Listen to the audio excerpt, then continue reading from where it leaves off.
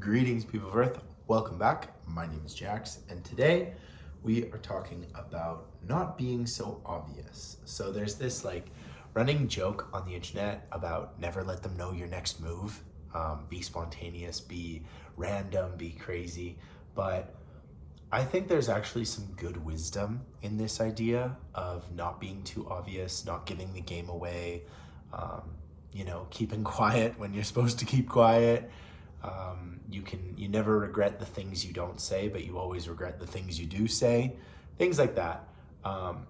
So we're gonna get into that and just have a good old gab and a good old yap. So I think for me, I have always been one of these people that is like very surface level. If I'm upset, I will tell you that I'm upset. If I'm bothered about something, I will gladly tell you what I'm bothered about. I can chat and yap for days. I'm, quite a chatty person, especially if I'm comfortable in this situation. And I've always kind of glorified, or I've looked at the quiet kid in the corner with this kind of allure. And I've always been like, man, that person is so interesting, so intriguing. Who are they? What is their motivation? What are their goals? What is their motive? What are they thinking behind those quiet eyes? And I think a lot of us get this. We like the mysterious character in films and television. We like the mysterious person, the one who doesn't say much. It's just something that is quite unusual. We're used to being able to look at somebody and read off of their facial expressions and read off of what they say and what they think and what they believe. And these people who are not obvious are always more intriguing. And sometimes that intrigue is shattered really quickly when, the person starts talking and you learn that they have a funny voice, or, they're really into race cars or Lego or whatever it might be. But I think in the long run, not being super obvious can be a very powerful tool in your arsenal of charisma, of engaging with the world and how it all works. And I think it's something that you can definitely train yourself to do. It doesn't mean like shutting yourself off and stopping communicating with other people and that sort of thing. But what it can mean is this ability to decide when you share stuff, this ability to decide when you're going to enter a conversation and then exit the conversation. I think a lot of people pleasers want to talk and talk and talk and fill up the silence, because silence is awkward. Silence can be uncomfortable. Silence can be something that we don't really want to listen to. They often say that you're only really comfortable with somebody when you can have long moments of silence where you're just doing your own thing and they're doing their own thing. And then, that proves that you're actually comfortable with this person. Whereas if you're just talking and talking and talking, you're scared of that silence. You're scared of, what that means for your friendship or your relationship. And I think becoming comfortable with silence, with being less obvious, can be a very powerful tool. The next thing that I want to talk about is regretting things that you've said or done. And I have to caveat this with saying these situations that I'm about to talk about only happen when you're with someone who is either a little neurotic or makes everything about themselves. So if you're not around people who are neurotic, if you're not around people who feel like they're the center of the room, it really doesn't matter that much. But not saying something or just keeping your mouth shut can be a very powerful tool, and it can protect you from a lot of difficult situations where it's like, oh, well, he said this and she said that. And, you will always get in trouble for things you say. It's a part of the human condition. You will get in trouble for sharing an opinion, saying something wrong, saying something in the heat of an argument or the moment, and it will be brought up and people will be like, well, I remember when you said this about me or my cat or whatever. And oftentimes it is just better to bite your tongue, not be so obvious, and let the moment pass. Let the heat of the moment pass. The number of times that I have been in a heated argument and my default strategy is just to shut down, is just to say, nope, I'm not engaging in this. I'm done. I'm walking away. That has saved me so much because we don't think critically when we're in the heat of an argument or a heat of anger.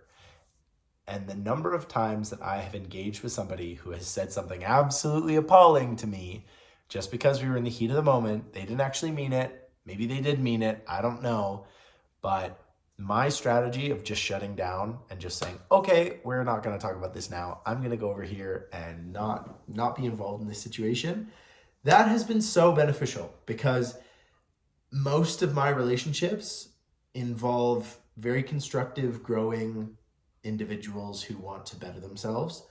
And I have never said anything, bridge burning to them. I've never said anything that has absolutely made them question why they want to hang out with me, made them unsure of my feelings toward them. Like I have never, as far as I know, said something truly awful to someone that I didn't mean. When I'm ready to burn a bridge, I'll burn it. But sometimes it is better just not to be as obvious and as open with those ideas or with that spur of the moment anger.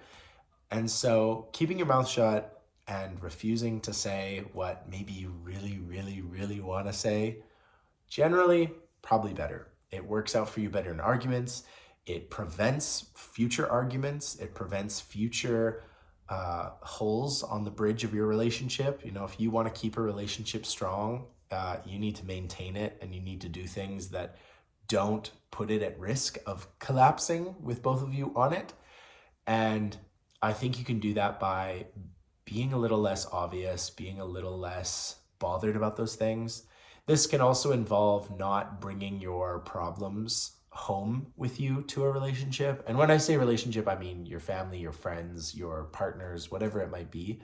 But a lot of us have very difficult days. We have days where we didn't sleep right and, the bus was late and then, the coffee shop didn't have the coffee you wanted and then you had to deal with Eric at work and Eric is just exhausting to deal with and oh my gosh, you had to do this and then you had to do that and you get home and you just want to lay into somebody. You just want to be like, I've had such an awful day, you don't understand.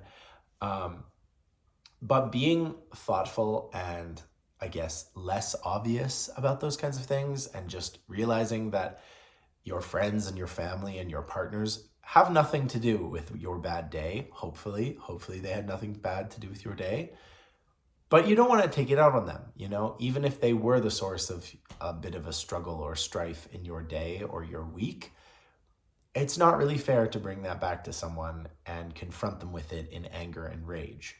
And I think that's a good idea about being less obvious, being less surface level. Because at the end of the day, being obvious is just being very, very surface level, very, people can read your mind just by looking at your face and tell your expression. It's better to be the intricate and diverse iceberg that you are. You got a lot going on underneath the surface here, and people are welcome to come and explore and find out who you are and grow with you and learn all about the intricacies of who you are. But day to day, people just want the pretty iceberg on the top, the nice postcard, and it doesn't take an incredible amount of willpower or charisma to do it. It just has to do with not wanting to ruin other people's days. One thing I have to caveat, I am not talking about hiding your feelings or, preventing people from seeing the true you. I'm talking about preventing blowups in your relationships, preventing snide comments and, angry outbursts. I'm not talking about hiding your deep depression, the difficulties you're going through, the hardships, the struggles. Those things should be shared with people who care about you, who want to help, who will reciprocate, who you can go to and they can come to you.